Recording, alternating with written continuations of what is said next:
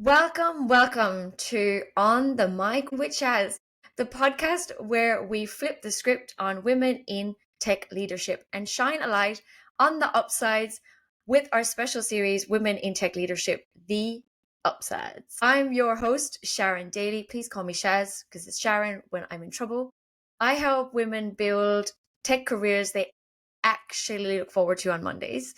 And here we talk about what's truly possible when you step into the driver's seat of your career. Each week, we get real with women who've done just that. Trailblazing leaders who share not just the challenges, but the joys, the wins, the freedoms they've unlocked by choosing to lead. So grab your cup of tea, your cup of coffee, settle in, and let's dive in. I am joined by the lovely Jennifer Rebeiro. Hi, Jen. Hello. Thanks for having me. You're most welcome. And what a journey Jen has been on, starting out her career as a shop assistant in a music store. How cool. All the way through to her current role as Executive General Manager, Enterprise Transformation with Transport Accident Commission. Jen is a proven multidisciplinary, disciplinary executive leader with over 30 years experience working across a wide variety of industries, including banking, finance, transportation, manufacturing, and government. She's based in Melbourne, Australia. Jen is recognized as one of the top 50 CIOs in Australia for 3 years in a row and named one of Victoria's top 50 public sector women in 2021. She holds an MBA, Master's in IT Management, and a Bachelor of Business, and is an Australian Institute of Company Directors graduate as well. Listen, Jen, we did another Women in Leadership podcast. It's been 4 years since then. So it's great to catch up with you again and chat about what's going on now and what you've been up to in the past 4 years. For our listeners today, to get to know you a little bit more, what's something you love doing outside of work that most people wouldn't guess? I actually like sewing. So I don't get a lot of time to do that anymore, but I find sewing, and I did quilting for a while, and I find it quite cathartic. Straight lines, putting pieces together, creating a piece of art. No, probably not art, but just a piece of a blanket or something like that. Yeah, it's not something I have done for probably a couple of years now, but when I do, I really don't mind getting behind a sewing machine and sewing straight lines. Alrighty, well, I know where to come for my next blanket then. Exactly. It is art though, isn't it? Because that's your creative space and your creative mind, and anything creative is art. That's the way I look at it. It's my chance of being a little bit creative, but also it's that downtime because you're not talking to anyone, you're not doing anything, you're just quietly sewing, as I say, straight lines. So when you're building a quilt, it's lots of squares and you're sewing squares together. I love it. It's almost like a form of meditation, isn't it? Sewing should be a thing, sewing meditation. Exactly. Let's make it a trend. So, for our listeners as well, obviously I know this because I caught up with you yesterday, but actually I'm curious. So, what's your coffee order of choice? Or are you team tea or team green juice? Because yesterday when we met, you got a hot chocolate. However, you only got that because you said in the afternoons, it's a bit of a no-go for you to have a coffee in the afternoon because you'd be wired for the rest of the evening. So, what is your go-to then, if not hot chocolate, and if you have a coffee? So I generally only have one or two coffees a day, but there's two go-tos. So I recently discovered long black on ice. So in the summer months, it's very, very much a nice to long black, and in the winter months, it's just warm long black. But always, always before 12. Oh, good. Yeah. I think that's the cutoff point, isn't it? It is, If otherwise you I go won't sleep. anywhere. Yeah, absolutely. I've learned that the hard way as well. So, because I met you yesterday and I had a coffee, and guess what? I didn't sleep that well. Well, hopefully I'll keep you up and about, and we can Yeah, keep yeah, going yeah. without you falling asleep on me. Thanks, Jen. I need your energy. Let's get into now the leadership side of it, Jen, and your journey, right? What was it that kind of first excited you about stepping into a leadership role in tech? Was there like an aha moment where you're like, this is for me, or how did it come about for you? So that's a long and potted way of me getting into tech. I started actually my career in HR. So one of the things that I was working on was a rostering system for the bank, for banking, for retail branches. And part of that work was understanding the business processes, but also implementing a new rostering system for the bank. And so that was my first real foray into technology, which I went, oh, I like the structure and the discipline around this. But my first proper tech leadership role was as a program manager. And wow, it was daunting. I was a bit terrified. It was a big project. I'd run some projects before, but this was a really big project, big leadership role. And I was absolutely terrified that I wouldn't be good at it. By the same token, it was the most engaging, enabling role that I've had, just the ability to be able to guide, to influence, to actually deliver a result at the end of it. It became really addictive. And so therefore that sort of set me up for the rest of my life, which is great. It's something that there's a start and a middle and an end around project delivery. And then when moving into just more general tech, it's like, how do we make sure that we bring our users, and I'll just use that term broadly, capability that makes their job rewarding? Yeah. I love it because you said those keywords, daunting, and instead of like being frightened away by that, you leaned in and kind of embraced it, which is great. Yes, and I think you'll probably find for me, my fear, or I might say my little bit of anxiety, is actually what drives me to lean in, because we're not perfect individuals, but we can put a lot of effort in. Yeah, absolutely. Absolutely. And Jen, we don't talk enough about the messy bits, right? So, was there a failure or a tough moment on your journey that actually became a turning point and an upside for you? I would say, like from the outset, we get things wrong. Things go wrong, and there's probably many.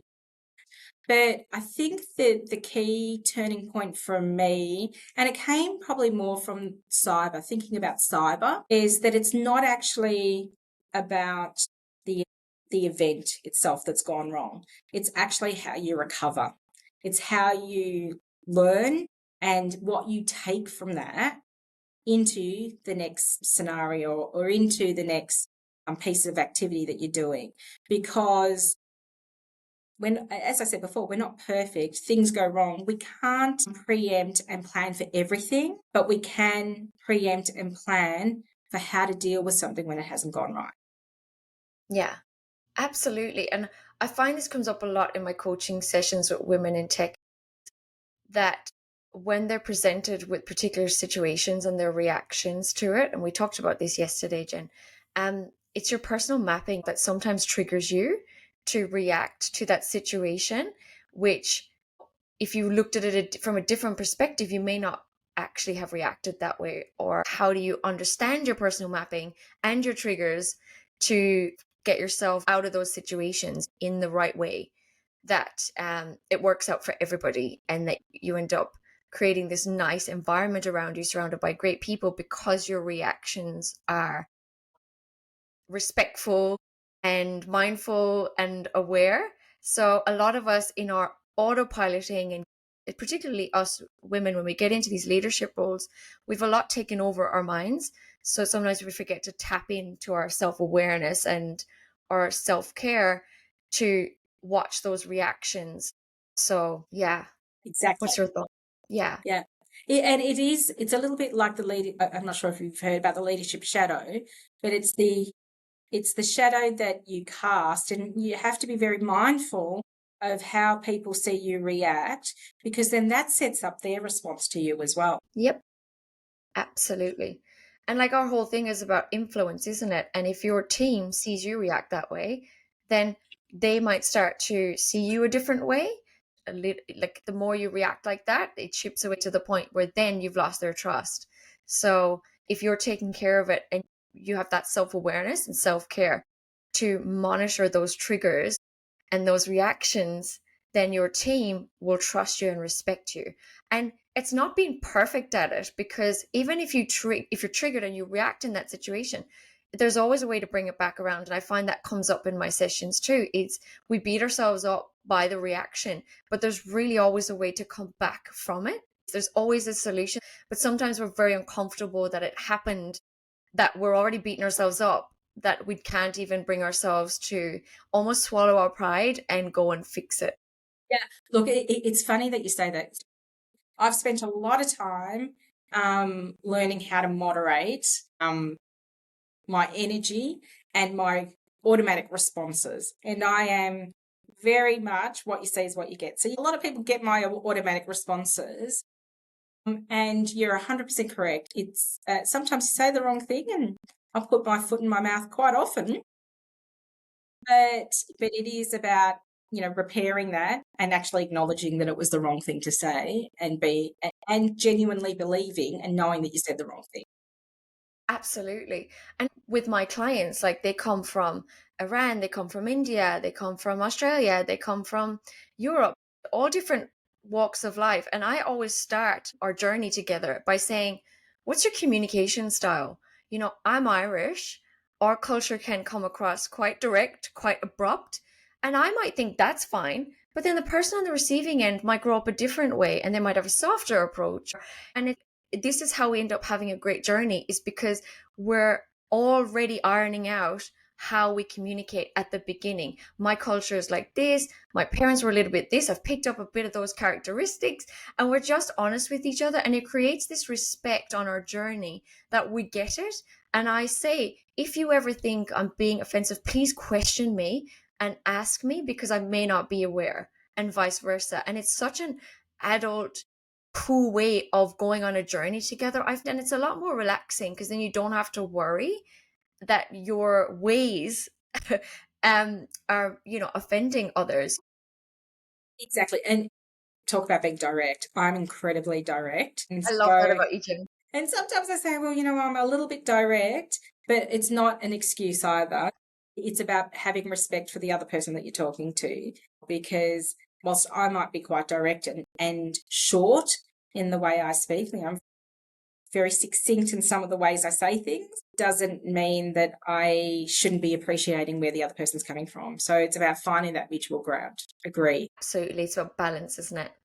Find the balance. So what's a positive kind of ripple effect you're most proud of creating, either for another woman, for your team, or even in your family? So I would say that the thing I am most proud of in my career to date is being the leader of leaders and building leaders and creating people to go on and do great things. And I'm really proud of the work that I have done in my previous organisation. I've been at the TAC for about 18 months, but in my previous organisation, my team that I led, 4, 5 of them have actually gone on to be either chief information officers or chief digital officers or head of risk.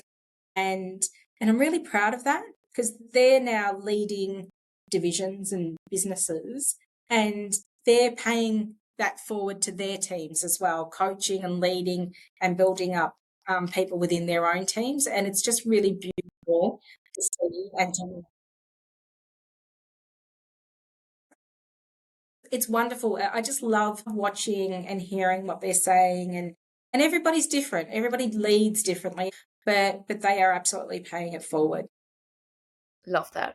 So let me ask you then, why do you think, particularly nowadays, it's important for more women to reach these leadership roles beyond just the title or pay? It's an interesting question. It's not about women and it's not about pay or title. It's about being passionate about the work that you do, and it's about meritocracy. So being really confident that the work that you do is valuable, that you can contribute, that you can make a difference. And if you have confidence in yourself and if you have confidence in your work, then take that confidence and deliver great outcomes for others.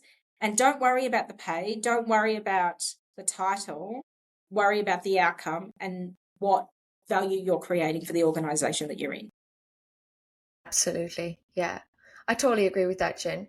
I think if you're chasing the pay and the title, you're probably going to find you're not fulfilled in that role Yes, absolutely. because, yeah, because in my sessions, I always bring people back to the passion and purpose. And some people are skeptical looking at me going, oh, well, why? Like, I've got everything figured out. I know what I'm doing. And then when we get to that point, they're like, oh, totally never checked in on that, never thought about that. And now I really realize that matters to me. It's fascinating when they tap into that and they realize I've been chasing roles that are the opposite of that and I didn't realize. So I flip it around and then they're back on a nice trajectory of getting to the role they actually want. And then it becomes exciting as opposed to a journey of autopiloting and just going through the motions of getting the job and paying your bills. It becomes super exciting because now you can have it all. You can have a great environment. You can have a great personal life, and you can have it all. It doesn't have to be this heavy, stressful, busy autopilot. I can't talk to you, I'm too busy. I can't go there, I'm too busy. That needs to be reprogrammed because I've had it reprogrammed in me. And I wish I had it done years and years ago because it's life changing. And now I want to pay that forward. I'd say chasing the pay and the title doesn't guarantee success, because you could get the job because you've chased it, but actually not be able to do it. You actually have to build up your capability. Now, you don't have to be the old, can I do everything on the resume piece, but you have to be confident that who you are and what you are can actually deliver the outcomes that that organization may want from you. So, and it's more important that you think about what you can deliver, because if you can't deliver the outcomes that they're looking for you to deliver, then you will not be successful and you'll be on a spiral downwards very quickly. Yeah. Yeah. And we touched on this yesterday, didn't we? Of the generic resume now with like AI, people creating their resumes with AI. And it's so generic because if you don't know how to use AI properly, you're just going to get the generic responses. And people are making their resumes like that now. So if you've got generic JDs, generic job ads, generic resumes, everyone's just going to get lost in this whole heap of I'm not finding the right talent, I'm not finding the right job, when really your resume is not a piece of paper. It's relevance, right? And it's relevance to who you are as a person, and people forget that. And when I go on this journey to bring people back around, particularly women in tech, when they've gone down that transactional route of getting a job, and I bring them back to a more personal route, and they go, oh, okay, this is a lot more fun. This is a lot more enjoyable. Didn't know I could do that. Didn't see it from that perspective. Didn't realize hiring managers thought like that. Didn't know talent acquisition managers were looking for that. If you create a resume that has all of the words that fit the job description or that you think it requires you to have, you're not authentic. Your identity is not on show. And when you go to the interview, you'll get found out. And if you don't get found out by the interview, if you're lucky enough to be able to charm and get yourself into the role, you won't be able to fulfill it because that information's not yours. It's somebody else's. Yeah, absolutely. And when you get to that interview, my advice for people when they get to the interview stage is you should know your resume inside out and upside down.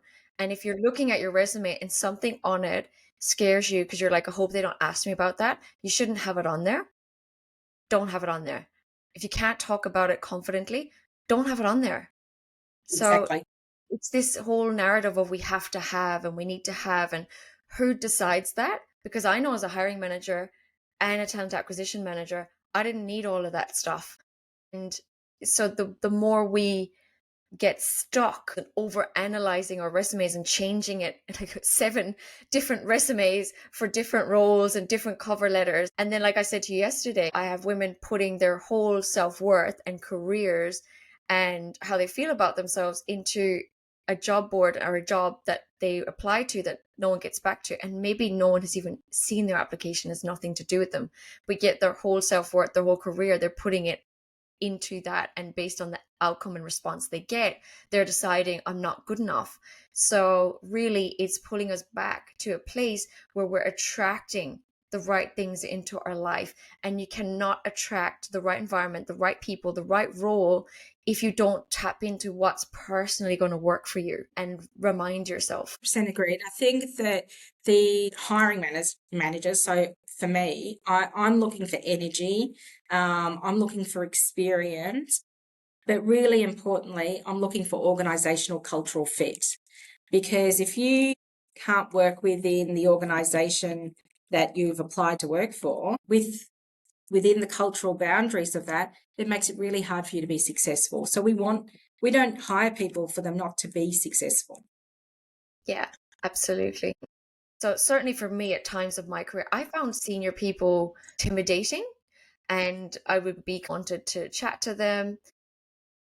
Was there ever a time you felt intimidated by more senior people, and how did you learn to navigate that? You'll feel intimidated by more senior people when there are so many talented and awesome people out there. And I go, oh my God, when I grow up, and I still say this, when I grow up, I want to be just like that person. So it's actually okay to feel intimidated, and it's okay to get inspiration from them. Yes. And Yeah. that's what I take away from, wow, look how clever, or look at what that person's done, or look at how well they speak. How can I grow up and be like that? And I say that today. I still say that all the time. When I grow up, I want to be like that person or this person. And we spoke about it yesterday. I said, I think I've lived a charmed life. I've had the some of the best leaders and have learnt from some really awesome people, sitting in a room with, the first time I went to an executive meeting, I think I was shaking in my boots, having to prepare and present to the executive. But at the end of the day, they're just people. And most executives or most leaders will give you time and coach you. Yeah.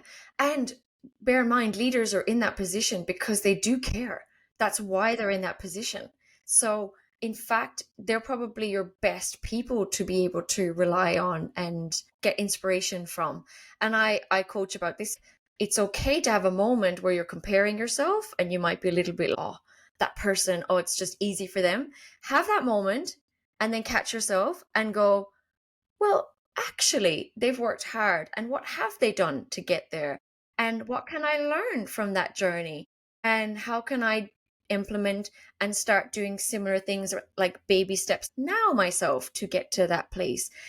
It's okay to have moments. We're human, right? I've had times in my career where I've looked at people and go, oh, it's just easy for them. It's just easy for them. And they have worked so hard to get to where they are. And then when I dig in and I decided to lean in and chat to them and get to know them, and I realized, wow, you really care about your people. That's why you're in this role. And how can I get there? Because I care, but I'm just scared and I'm fearful. And I see all these posts of how scary it is to go into leadership roles. And we were talking about this yesterday, Jen, weren't we? About that bridge. Like, how do we get women to go from that intention to leadership over that bridge to actually being the leader? But I would say that there's leading a team, and then there's leading your peers or being a leader. So you don't have to be a manager to be a leader. You can lead from within a team. And some of the best work comes from self-managed teams where individuals bring their experience to the table and lead from within. Leadership comes from your commitment to putting your best foot forward, but also from a genuine desire to get to the right place and the right outcome, and bringing your experience to the table. But it also requires effort and work. And if I think about, I just said before, I was shaking in my boots the first time I did an executive presentation, but I spent hours and hours preparing for it. And that preparation gives you confidence as well. Yeah. Yeah. That's a common theme coming up lately is when you lean in, because action is how it all comes together. So if you're preparing, that's how you get the confidence. But often we procrastinate and try to wing something because we're too uncomfortable to understand what will come out of actually practicing. And it's the practicing and preparing that actually gives you the confidence. Give yourself the tips and the tools and the techniques to actually be confident in the work that you're doing. Yeah, absolutely. Absolutely. Jen, yesterday when we caught up, one thing that stood out to me that you mentioned was the presence of imposter syndrome throughout your career. Because that was playing in my mind. I was like, you're so accomplished, right? You have done so much. Top 50 CIO, right? It's common, right, that imposter syndrome creeps in. It creeps its ugly head in every now and again. What has been your experience with imposter syndrome and how have you navigated through it? Uh, it has been a very real part of my evolution. And I think I mentioned before that I started my career in HR, and all I wanted to be getting out of high school was to work in HR and to work with people. I liked people. As I mentioned, I was in retail. I thought I was really good working with people. And opportunities presented, like working on the rostering system, starting to think about projects and things like that. And so when I started to go into my IT roles per se, and being probably when I got my first role as a general manager of IT or operational systems, I didn't feel like I was suitably qualified to do that role because I didn't have a Bachelor of Computer Science. I hadn't come up the IT pathway. I'd come up the analyst pathway. And so I really felt underdone and kept second guessing myself, going, can I really do this? Will they believe me? Will my team trust in what I'm saying? Will they credit the advice I'm giving because I haven't come up that pathway? I actually went and did a master's in IT management just to make sure that I had the appropriate qualifications. But what I learned through that process was that everything that I had learnt on the job, everything that people had taught me, and I had some awesome mentors from within my team, and within industry, everything that they've taught me, when I got to doing the formal learning from in my masters, I knew it all because I'd learnt so much from everybody around me. So I think that imposter syndrome is the narrative that you have in your head. I think we've got to remember that you only move forward and into new roles and new opportunities because people have faith in you and you have faith in yourself. Absolutely. It's that belief system It is the belief that, system. yeah, it's your belief system. One of the things I love that you said yesterday as well, and this is why I'm doing this podcast, this is why I talk about the upsides and the positive language around this, because rarely you see posts about how great it is. And the reason I say that is because when I'm coaching and mentoring women in tech on a daily basis, this comes up. They talk about the posts that they see, the challenges, the systemic problems. And while that is there, of course it's there, it's about attracting the right environment, the right company. And the one thing that you said, Jen, yesterday that resonated with all of this and what I'm trying to achieve here is you said, I just don't think badly about things. I just don't think the worst of. And so that means that you're attracting the best of things. So that's why you haven't seen as much of these, difficulties and challenges that pop up, and you've taken yourself on your own journey. And even imposter syndrome creeps in, but you've navigated a way around that and brought a positive spin to that. And that's what we're trying to achieve here is the positive thinking and remove the assumptions and limiting beliefs, because we already have those in our own heads. We don't need all these other posts putting more and planting more seeds into our heads of how hard it can be, because there are beautiful upsides to all of this. And the more of us are in leadership roles, the more we have a say from the inside, and we can work harmoniously and equally with men. I've done it myself in my career, where just a shift in my perspective and my mindset, I let down my walls. And then the guys that I was working with, because I worked in traditionally male dominant environments, They let down their walls. And next thing you knew, we were in this great environment that I once hated because we just let down some walls and removed some biases from ourselves. And then we were able to work harmoniously, equally, and getting great results together. And I want that to be prominent now and that to help us progress faster because that change in our language, I feel I'm super passionate about this now, Jen, and I don't want to take up a whole podcast episode on this one, but I could. It's just like I'm passionate about it that the more we talk positive, the more we attract positive, the more we start tapping into what we want for ourselves that aligns with our values and our passion and our purpose, the more we get that. That's what it's about. And you'll attract it. And there are companies out there that you will attract because that's how you're feeling and that's what you want. And you've done it, Jen. You are an example of that. Thank you. But it's my philosophy on life is that you can spend time looking at what's not right, or you can spend time looking at what could be. If we keep, and I'm going to say technology is a male dominated area, I could worry about the fact that I'm a female and never going to make it in IT because I'm female. Or I could go, I've got some really good skills. I think I can make a difference.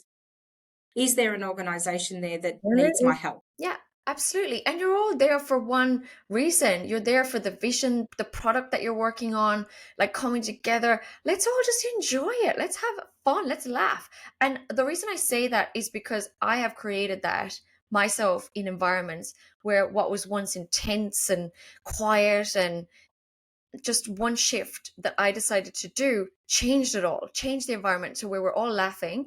We're all have a common goal. We're all on that train with that common goal in mind. And that's all that matters. And we're respecting each other and we're understanding each other's ways and not judging each other. And I think that's fantastic.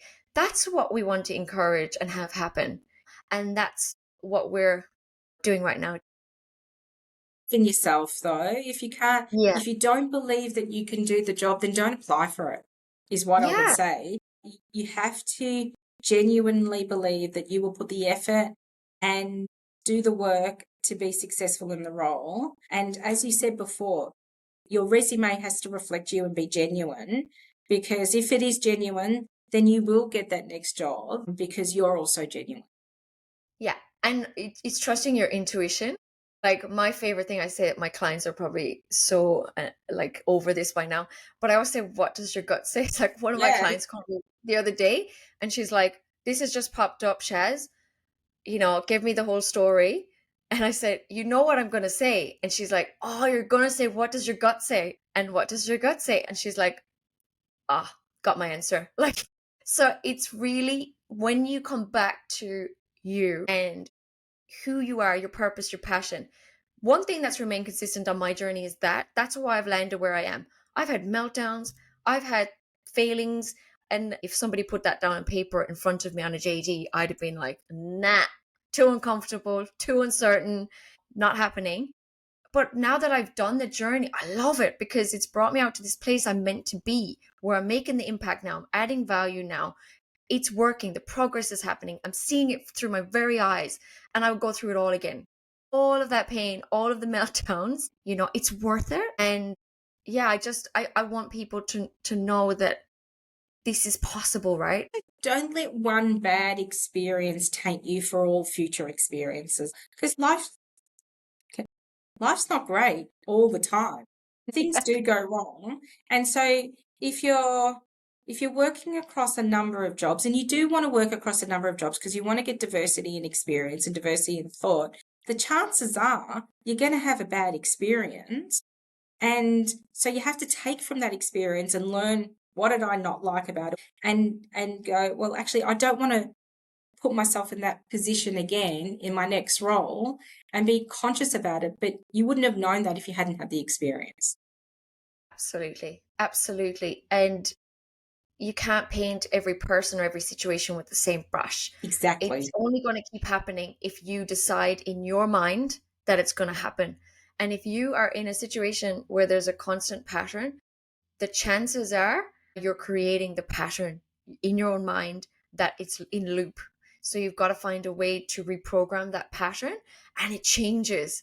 Like I've seen it and witnessed it. It changes, and it is life changing, and it's worth investing into that, and helping yourself realize there's more, And I would you know? encourage everybody to find that person who's going to be real for you, to be able to identify, is this a real problem that you're having, or is this just something that you're saying? Yes, yes. And it's okay to realize actually this environment is just not right for me. It's completely toxic. Or hang on a minute, I have brought this situation from this company into this, and it's triggering me, and I'm allowing it to come into meetings, to come into scenarios that pop up, conflicts that pop up. It's affecting the workplace dynamics. I'm a part of that. And it's uncomfortable. I can see my clients get uncomfortable with that realization. But once they sit with it and realize it, it's like, okay, it's not too late. I can now shift this. And then when they do it, they come back to me and they're like, I did not realize the impact that would have just by changing that one thing that I kept holding on to. It's so powerful, and it's so empowering to be able to walk into your workplace and go, I now know what was holding me back and hindering me. And I now know what to do. And you're not going to be perfect at it. It's fine. You're still going to have a few moments that you slip off. I do the same, but it's just, now you have the awareness around it. And I think that's the most empowering steps in your career that you can have. We all have blind spots, and sometimes you need others to help you identify them. Absolutely. So, on that note, looking back, Jen, what's one habit or mindset you started early that paid off massively later, would you say? I don't know when I started.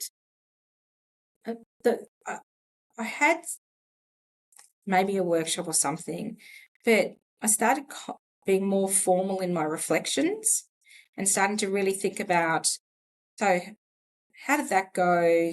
Did we get where we needed to be?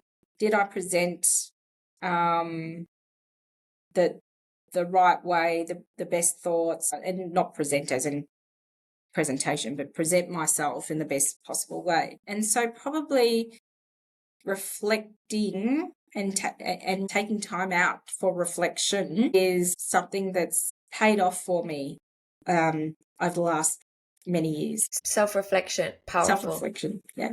Yeah, it's powerful. And one of the things, interestingly enough, when I was going into the city yesterday on the train, because this is a kind of a mindset I've got myself into, I was on my way to an event. There was a 30-minute train delay because of a trespasser. And I had two choices. Okay. The outcome's going to be the same, but I have two choices on the way to that outcome. I can stress on the way to it, or I can stay calm and just think of something to do while I wait. So I got my book out of my bag and I started reading, and I stayed calm. And while I'm reading, there's a lady next to me on the phone, and she's having a full on conversation with somebody, giving them a blow by blow, stressful narrative on what's going on. And now it's this, and now this is happening. And have you heard about this trespasser? And this is going to set my day off now. I'm going to have the worst day. This is just the start of it. And then this happened with the kids this morning, and that's likely going to happen tomorrow morning too. And there is this whole chain of events in her mindset, bless her. And I don't think she realized that that's not actually a fact. That's something she's creating. And the likelihood of her getting up the next day and the kids being sick or late again is probably going to happen because she's created the pattern in her head. And I was sitting there, meanwhile, calm, cool as a breeze, right? Read my book, because the outcome is still going to be the same. How do I want to get to that outcome? Calm or stressed?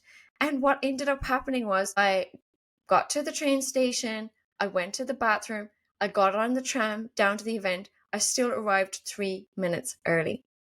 And I was like, I just didn't stress. I guarantee if I stressed, I probably would have arrived late, because I would have got clouded, as I call it. The clouds come in. When the clouds come in, you don't deal with things as well, and you don't make decisions as clearly as you would if you are calm. And I was making these calm decisions that got me to the event on time anyway.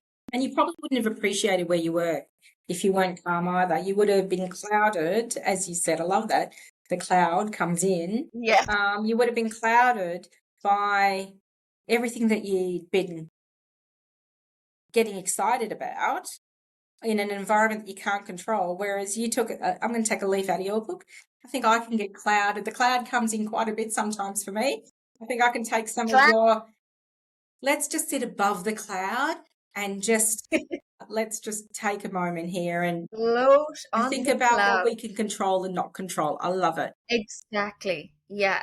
And do you see how the outcome happened anyway, right? And Exactly. even if I was late, I still would have just arrived late, but calm about it. Because if you walk in stress to an event and they're in the middle of it, that doesn't help them either. You've got to be mindful to their situation, right? They're probably stressed because they've got to speak at this event, right? They need to make sure this event goes well. So you rocking up with your stress doesn't help them either. You've got to be mindful. And calm is the answer. And I ended up having the most beautiful day. And I met with you, obviously, which added to my day. And I just ended up having a beautiful, calm day because that's the tone and intention I set. I love it. I'm going to take it away for me. Good, Jen. I like it. All right. Final one, Jen. If I was to say to you, finish this sentence for me. I'm a better leader today because I once. Hard one. I would say I'm a better leader today because I once was a horrible person. And it was very early on where I said some not nice things to somebody, and then that person never came back to work the next day. And it wasn't like this is in my retail days. Mm. Very early on. It's a very early lesson. And that sat with me for a very long time. And so I Oh always my think goodness. about that there's no place for you to be horrible to people. Oh my goodness. You know what? I resonate with that. And that's such a brave thing to say because I had some insecure moments in my life and I did horrible things. And like, it's funny because I would associate myself as kind, like my values are kindness, respect, inclusive. It's always been that way. But I had moments where my insecurities kicked in and I was horrible, like you said, Jen. And I was mean and horrible. And particularly, I remember one point of my dance career, and I went for an audition. And by the way, my dance career at the time was doing great. And there was just this one moment, this one time where I was not picked for an audition and these other girls were. And I decided to go to somebody and rip them apart. And it still eats me up now because that's not who I am. It doesn't align with my values. Like my gut was going off. And then there was another time that happened in a workplace where gossip was a big thing. And that's what they love to do. And I felt like I didn't fit in if I didn't gossip. But I'd go to bed at night literally with my insides crumbling and I couldn't sleep because it wasn't who I am. And I just don't do that about people. It's not in my DNA. I don't like it. I'm very inclusive because back when I was young, it's another podcast episode, but when I was young I was bullied and I was excluded. When I look back when I was young, all I see is myself being isolated and excluded. So I'm very careful about that and not being horrible and mean because you don't know what people are going through. And so yes, I love that you said that, Jen, and you came out of that horrible person mode, and the self-awareness there is beautiful. Thank you. And let's not conflate being horrible with actually having a constructive conversation, because sometimes a constructive conversation might feel horrible to the person you're having the conversation with. Yes, But it's very absolutely. important to have a constructive conversation. Yeah, and I talk about this all the time in my sessions, is conflict resolution and navigating workplace dynamics. It's just really self-reflection, self-awareness, tapping into who you are. And you know what's powerful? When you do that, nothing can touch you. Nothing can touch you when you're moving with your authentic self, your identity, your values. And I know this because I do it myself now. Nothing can touch you. And it's so powerful. You can navigate anything, traditionally male dominant environments, whatever comes at you, you can navigate it with confidence and precision when you believe in you and you know you. And let's just tap it back into that. And that's how you're going to be able to navigate these People situation with that confidence. Yeah. agree. Well, Jen, what a superb conversation. I'm mind blown and just pumped and ready to go. And now I can see loads of our listeners who are maybe on that little intention in their head might now become, I'm going to become a leader. This is what I want to do. I can do it. This is so achievable. And I'm excited and I'm pumped and let's go. So thank you, Jen. No, thank you. Thanks for having me. Thanks for letting me walk down memory lane a little bit as well. It's always good to remember where we've come from and how we've evolved. Absolutely. So thank you so much, Jen, for sharing not just the challenges, but also the reasons it's all worth it, the growth, the impact, and those unexpected joys. And for all of you listening, I hope this has helped you see just how many upsides there are when women like us step into leadership roles in tech. If this resonated, please share it with another woman in tech who needs to hear these stories. And don't forget to subscribe so you can catch our next episode. We've got more incredible guests lined up, and I can't wait to share their journeys with you too. Until next time, keep pushing for the changes you want to see and know you absolutely deserve a seat at the table. Cheers, everyone. Bye. Sorry.